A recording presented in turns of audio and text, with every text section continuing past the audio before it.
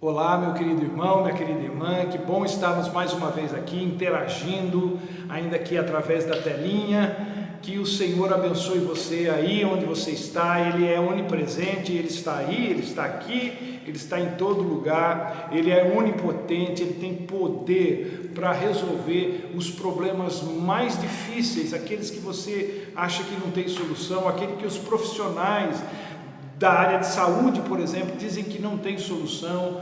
Deus é poderoso para fazer infinitamente mais do que tudo que pedimos e pensamos.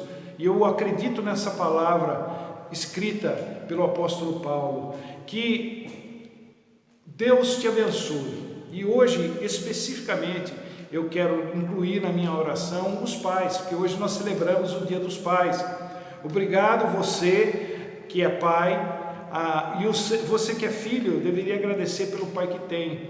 Eu sou um daqueles que não tem mais nem pai e nem mãe aqui na terra, mas eu tenho pai que está no céu, e esse pai comanda de tudo, e ele é extremamente amoroso, perfeitamente amoroso, e ele cuida de mim, cuida de você, cuida de quem estiver debaixo da sombra dele. Então vamos orar e vamos abençoar a vida desses homens que têm uma missão de cuidar dos seus filhos. Pai, em nome de Jesus agora, nós queremos pedir ao Senhor que nos ajude nesse dia, quando ministraremos a Tua palavra, que ela entre no nosso coração, que ela produza frutos em nossas vidas, ó Deus, que o Senhor abençoe essa pessoa que está nos assistindo agora, onde quer que ela esteja, que haja, Senhor, um poder vindo do Senhor sobre a vida dela, uma bênção vindo do Senhor sobre a vida dessa pessoa, e que ela seja impactada pelo poder do Senhor. Pai, queremos colocar diante do Senhor a vida desses homens, a quem o Senhor constituiu como pais, eles que têm filhos sob sua responsabilidade. Ó Deus, em nome de Jesus, dá discernimento, sabedoria, ó Pai, dá-lhes vigor, força, muito amor, ó Deus, para que eles possam servir aos seus filhos, abençoar seus filhos, criá-los na admoestação do Senhor, nos caminhos do Senhor, em nome de Jesus. Abençoe esses homens, Senhor, dando-lhes, ó Deus, condições físicas, espirituais, emocionais, psicológicas, ó Deus, de serem uma bênção na sua família. Nós oramos assim, agradecidos no nome de Jesus. Amém e amém. O texto que nós vamos ministrar hoje se encontra na carta aos Hebreus, no capítulo 11, o verso 4. Diz assim, Hebreus 11, 4. Pela fé, Abel ofereceu a Deus um sacrifício superior ao de Caim. Pela fé, ele foi reconhecido como justo, quando Deus aprovou as suas ofertas. Embora esteja morto, por meio da fé ainda fala.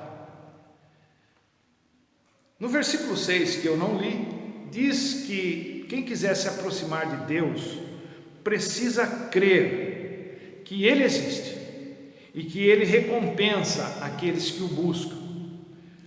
No capítulo 4 dessa mesma carta aos Hebreus, no versículo 16, diz que é preciso se aproximar do trono da graça com toda a confiança, a fim de recebermos misericórdia e a fim de encontrarmos graça que nos ajude no momento da nossa necessidade. Abel, até onde se sabe, foi a primeira pessoa a se aproximar de Deus dessa forma. Ele ofereceu a Deus um sacrifício superior ao de Caim e Deus o recebeu. Agora, essa questão de oferta é um dos mecanismos que faz girar a engrenagem do mundo. Todo mundo está sempre oferecendo algo a alguém, desde mão de obra até os insumos, passando por consultoria, assistência social, terapêutica, espiritual, tem de tudo nesse mundo. É Mercado Livre, é Shopee, é Amazon, por aí vai. E assim caminha a humanidade, como diz o nome do filme.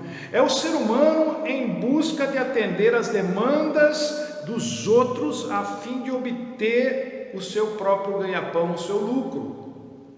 Então, a frase que ficou famosa, está todo mundo correndo atrás do seu. Oferta, portanto, é algo com a qual nós já estamos acostumados. E essa é uma prática tão antiga, pelo que a gente vê aqui no texto, quanto a própria humanidade. Isso fica muito claro aqui nesse texto de Hebreus e no texto paralelo que é Gênesis 4. O que acontece? Duas pessoas oferecendo uma oferta de sacrifício a Deus, esperando serem aceitas. Mas acontece que uma oferta foi aceita e a outra não. Nós mesmos estamos acostumados a agir assim.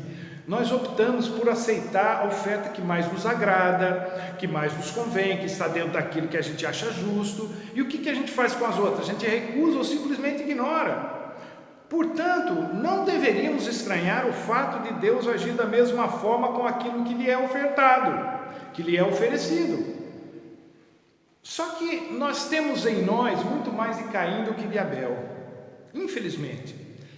A história da primeira família, o primeiro casal e depois seus filhos, é muito interessante. Eu me lembro de ter visto diversas representações, figuras, pinturas, se você também deve ter visto, né, que retratam Adão e Eva no paraíso, e todas as que eu vi, pelo menos a grande maioria daquelas que eu vi, eles sempre estão vestindo entre aspas, as folhas de figo, né? As folhas da figueira, né? E o ser humano, ele parece que ele insiste nessa ideia, mas de acordo com Gênesis, Deus não aceitou isso. Deus não aceitou e não aceita o fato do ser humano cobrir-se a si próprio. Deus criou uma maneira de cobri-los. Deus matou um animal e, usando a sua pele como roupas, deu para o casal se vestir, já antecipando o sacrifício de Jesus milhares de anos mais tarde. Adão e Eva, pensem vocês num casal que não tinha dúvida alguma da existência de Deus. Eles não tinham dúvida de que Deus era real. É um casal que tinha vivido na presença de Deus durante seus dias no Éden. E naquele tempo, naqueles dias no Éden, Deus vinha conversar com eles todos os dias na viração do dia, diz o capítulo 3, verso 8 do Gênesis. Eles estavam ali, tete a tete com Deus, todos os dias. Pouquíssimas pessoas tiveram experiência parecida com essa, né? As que a gente vê no Velho Testamento são epifanias, manifestações, aparições fenomenológicas da presença de Deus, a sarça ardente, aquelas coisas e tal. Depois, é claro, no Novo Testamento, os discípulos e muita gente viram Deus face a face, quando olharam para Jesus. Isso é um fato. Jesus é Deus, então viram Jesus. Mas, voltando lá ao casal, é interessante que Adão e Eva, eles não estão na galeria dos heróis da fé. Não é porque eles foram desprezados, é porque eles não precisaram do uso da fé para crer em Deus. Eles viram Deus. Fé é algo para quem não vê. A gente caminha por fé, não é? Porque a gente não está vendo. Mas Adão e Eva tinham visto, viram Deus face a face diversas vezes. Com certeza não lhes faltou experiências com Deus. E eu presumo, portanto, que eles passaram esse legado para os seus filhos. Eles contaram suas experiências para os seus filhos. Que experiência? Como era o Jardim do Éden, que eles não puderam conhecer. Caim, Abel e os outros filhos não entraram no jardim, não conheceram. Então Adão e Eva contaram para eles como é que era. Eles contaram como era a vida deles antes do pecado, como eles tinham domínio sobre os animais enquanto estavam lá, sobre como a sua capacidade física e intelectual, mental, caiu assustadoramente com a entrada do pecado em suas vidas. Eles contaram como era o relacionamento deles com o Criador. Então, sem dúvida alguma, Caim e Abel aprenderam muitas coisas a respeito de Deus através dos seus pais. tanto que eles acabam prestando um culto a Deus. Mas como acontece até hoje, um adora a Deus de um jeito que agrada a Deus e outro adora a Deus do jeito que agrada a si mesmo. Deus aceita o culto de um e não aceita do outro. Gente, isso é muito sério, porque culto após culto, a igreja se reúne e existe a possibilidade, na verdade não é só no culto, não é mais na vida do cristão.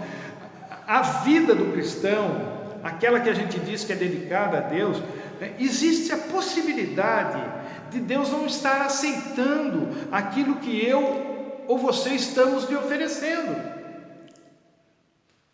Dois crentes aqui vão adorar a Deus e Deus aceita a adoração de um e não aceita do outro. Por quê? Porque há um jeito certo e um jeito errado de adorar a Deus. Um jeito que agrada a Deus e um jeito que não agrada a Deus.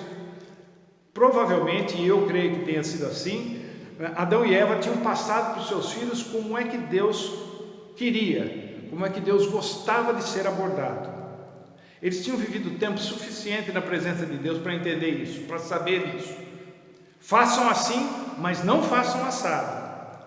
Essa tem sido a tônica dos ortodoxos em cima dos cristãos progressistas, não é? Vamos dizer assim. Qual que é a tônica? Vocês estão fazendo, mas desse jeito Deus não se agrada. Agora, será que a diferença entre o sacrifício de Caim e o de Abel estava na oferta? Caim ofereceu da sua agricultura e Abel do seu rebanho. Será que foi por isso que Deus lhe agradou de um e não do outro? A questão é que para Deus receber aquilo que a gente lhe oferece, é preciso que a gente lide primeiro com aquilo que o ofende, que é o nosso pecado. E a única maneira de lidarmos com o pecado é através do sacrifício. E sacrifício não se faz sem derramamento de sangue, diz Hebreus 9, 22. Abel tinha levado para Deus um sacrifício pelo seu pecado, enquanto que Caim tinha levado o resultado dos seus esforços. Abel oferecera sangue pelo seu pecado e Caim oferecera o seu próprio mérito. Mérito não lida com pecado, derramamento de sangue sim. Caim queria a aprovação de Deus para uma vida vivida do seu jeito. Isso é, sem lidar com aquilo que estava no seu coração. Caim achava que interagir com Deus tinha a ver com merecimento, não importando o que se passava dentro dele. Então, essa é uma mentalidade comum entre as pessoas. Eu sou uma pessoa boa, logo eu mereço o céu. Eu faço o que é certo, logo eu mereço o céu. Eu sou uma pessoa honesta, eu mereço o céu. Eu sou uma pessoa que ajuda todo mundo, eu mereço o céu. Acontece que o que as pessoas fazem não tem necessariamente a ver com o que elas têm dentro de si. As pessoas se escondem atrás dessas coisas, se escondem atrás da filantropia, atrás de obras de caridade, né? Atrás da honestidade. Mas essas coisas são apenas coberturas, são folhas de figo, folhas de figueira. Elas estão só cobrindo o que se passa dentro delas. E até o diabo faz coisa boa para parecer bom. E a gente não pode se enganar. Há muitos segredos dentro de nós, coisas das quais muitos se envergonham, outros não têm vergonha nenhuma, mas que estão lá. Coisas escondidas, coisas que a gente evita de mostrar. Havia algo no coração de Caim que ele não estava resolvido ou resolvida. Ele não queria lidar, ou achava que era assim mesmo, tinha que ser assim. Mas na hora que ele foi oferecer o sacrifício para Deus, isso pegou. Pensa comigo, vamos supor que você faça alguma coisa que desagrade o seu marido, ou sua esposa, ou seu filho, ou seus pais, seja lá quem for, seu amigo, você desagradou alguém. Aí você chega perto da pessoa, depois que você fez o que você tinha que fazer de errado, você chega perto da pessoa que você ofendeu, como se nada tivesse acontecido, sem se retratar, sem nada. Você dá aquela de sonso, não é? Você acha que a parte ofendida vai estar de boa? Não vai ficar brava? Vai levar tudo na esportiva? É claro que não. Mas é exatamente assim que a gente age com relação a Deus. Faz o que quer, o que dá na telha, e depois vem adorá-lo como se nada tivesse acontecido, na esperança de que Ele releve o que a gente faz, do jeito que a gente faz, as repetidas vezes que a gente faz. Deus não aceita a oferta, nem o culto, nem a adoração de quem acha que pode viver a vida do jeito que quer, sem resolver aquilo que afronta a santidade dele, ou seja, o pecado. Por quê? Porque a única razão pela qual Jesus morreu na cruz por nós foi por causa do nosso pecado. Portanto, adoração sem expiação, com X aqui, expiação com X, isso é, sem sacrifício, adoração sem sacrifício, não tem aceitação. Simples assim. É por isso que a nossa adoração está centralizada em Jesus Cristo, porque Ele levou sobre si os nossos pecados. A adoração verdadeira não está fundamentada nos méritos humanos, mas no sangue de Jesus, no sacrifício de Jesus. O sacrifício de Abel foi aceito por Deus porque Abel reconhecia a realidade do seu pecado e a sua necessidade de perdão, mas aparentemente Caim não.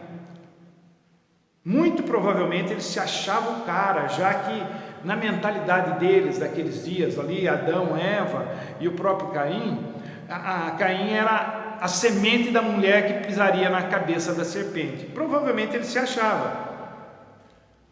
E Caim, pensando assim, se achou no direito de só cumprir o protocolo.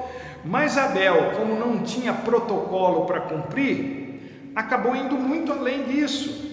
Gênesis 4 dá uma descrição muito minuciosa da oferta de Abel, partes gordas das primeiras crias do seu rebanho. Quando fala de Caim, só diz que ele trouxe do fruto da terra. Então, não dá para se achar, gente. A Caim, ele estava contando com o ovo antes da galinha. Na mentalidade de Abel, nada de sobras ou coisa comum, qualquer coisa para Deus. Na mente de Caim, ele já achava que não precisava, ele já estava garantido. Além disso, o escritor aos Hebreus faz questão de frisar que o sacrifício de Abel foi pela fé, e o de Caim não. A oferta de Caim era mais de fachada, mais na base daquela lei que diz que é para inglês ver. E essa expressão significa que há certas coisas que são pura demagogia, conversa fiada, né, de político, leis que não são cumpridas na prática. Elas estão lá, mas elas não são cumpridas. O que se segue na história do Gênesis é que a oferta de Abel foi consumida, o que significa que Deus aceitou tanto a oferta dele quanto a própria vida de Abel, ao passo que Caim não, a oferta de Caim ficou lá. O que significa que Deus não aceitou nem a oferta, nem a vida de Caim. E a gente precisa entender que oferta está diretamente ligada ao ofertante, seja qual for a natureza da oferta. Os pastores e as instituições religiosas podem aceitar a oferta de qualquer um, até porque elas são, na sua grande maioria, anônimas. Mas Deus não é assim não. O ofertante pode ficar bem com o pastor, mas isso não significa que isso está bem com Deus. Lá no Gênesis, a vergonha de Caim ficou exposta. Deus não aceitou aquilo que Caim lhe oferecera e o mundo desabou sobre Caim. Ele ficou totalmente desequilibrado emocionalmente, ficou mal. E a gente fica mesmo. Você vê a vida do outro decolando, a sua ficando para trás, principalmente quando é de gente conhecida, quando é de alguém da família, do círculo de amizade, e aí a gente fica mal, dá um negócio ruim na gente. E o engraçado é que a gente mesmo se pergunta, o que será que tem de errado comigo? O que será que eu fiz de errado? Alguns falam, será que eu tirei pedra na cruz? Essas coisas todas. Caim ficou irado e deprimido, o semblante dele caiu, diz o texto bíblico. E o interessante, mais do que essa postura de Caim, é como Deus reage diante desse estado emocional de Caim. Para Caim foi o fim do mundo, o fim da pecado. Mas Deus, a impressão que eu tenho é que aquilo tinha, ou deveria, era para ter um cunho mais didático. Deus vai falar com Caim e diz, por que você está desse jeito? Se você fizer do jeito certo, a sua oferta também será aceita. Essa sua ira, essa sua depressão, essa sua amargura não é para tanto. Mas o que foi que Caim fez de tão errado assim, para Deus não aceitar a oferta dele? Ele não adorou direito, simples assim. Jesus, lá em Mateus 5, 23 e 24, por exemplo, diz que quando a gente for apresentar alguma coisa para Deus, uma oferta para Deus, e se lembrar que tem uma pessoa que tem alguma coisa contra nós, é preciso deixar a oferta ali, ir se reconciliar com a pessoa e só depois voltar e apresentar a sua oferta. Agora eu pergunto, quem é que faz isso? Quem é que faz isso? Há tanta coisa no nosso coração contra outras pessoas, há tanta coisa no coração das outras pessoas contra nós, mas a gente continua encarando Deus numa boa, como se nós estivéssemos limpos, como se isso não tivesse problema algum. Então Deus fala para Caim o seguinte, se você fizer do jeito certo, você não só será aceito, como vai se sentir muito melhor. E é fato isso, a gente se sente maravilhosamente bem quando faz o que é certo da maneira certa. Mas na maioria das vezes não é assim. Caim seguiu o seu próprio caminho. E o fato, gente, de nós não alinharmos as nossas vidas com a vontade de Deus, é que nos deixa emocionalmente instáveis. A gente acha que é porque fulano fez isso, e a gente ficou traumatizada, ou porque a vida tem sido injusta conosco, ou porque é herança genética, ou por causa disso, por causa daquilo. Essas coisas todas até tem uma certa participação, mas a verdade é que no nosso caso, no caso de quem é filho de Deus, de quem é filha de Deus, o que mais nos desestabiliza emocionalmente é o fato de estarmos desalinhados com a vontade de Deus, fora de sincronia com a vontade de Deus. Então Deus não pode aceitar a nossa adoração até que a gente mude a nossa forma de adorar. E isso significa mexer conosco. Agora, nós não aceitamos, não engolimos, não digerimos o fato de que Deus não aceita aquilo que lhe oferecemos, como lhe oferecemos. E foi Caim que nos legou a esse caminho. Está escrito isso em Judas 11. Judas só tem um capítulo, versículo 11, que esse é o caminho de Judas. Pior ainda é o fato de que muitos de nós nem se dão conta disso. Caim, as pessoas continuam adorando errado como se Deus estivesse aceitando. Caim ficou perplexo quando a sua oferta foi recusada. Como assim Deus não aceitou? O que ele ainda não havia entendido é que nenhum homem é salvo por suas próprias obras. O homem só pode ser salvo pelo próprio Deus, por meio de Jesus Cristo e o seu sacrifício na cruz do Calvário.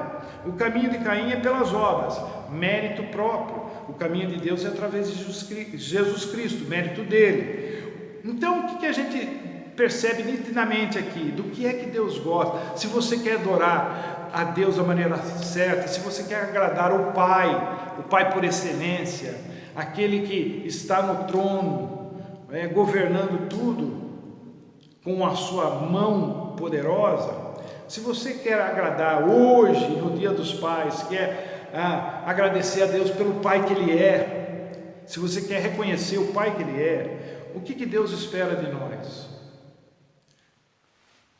Ele espera uma oferta voluntária. Eu não estou falando de dinheiro aqui, ele espera que você ofereça a sua vida para Ele voluntariamente. E obviamente o que é voluntário não é compulsório, não é obrigatório. Ninguém deve oferecer a Deus o que quer que seja por obrigação, por se sentir coagido, constrangido. Não é? Não faça nada para Deus se sentindo obrigado a fazer. Deus não gosta disso. O sacrifício tem que ser voluntário. O oferecimento da sua vida tem que ser uma oferta voluntária para Deus. Outra coisa que vai agradar a Deus é que essa oferta seja pelo pecado e não por pura formalidade. O que quer que seja que a gente venha oferecer para Deus, sempre deve respeitar o fato de que Jesus pagou a nossa dívida com o seu sangue e nós devemos tudo a Ele. Então, quando você está oferecendo alguma coisa para Deus, não faça por pura formalidade, não é pro forma, nunca vai ser. O seu culto não pode ser pro forma, não pode ser uma formalidade. Aquilo que o seu trabalho, que também deve ser dedicado a Deus, não deve ser formalidade, deve ser uma oferta, não é?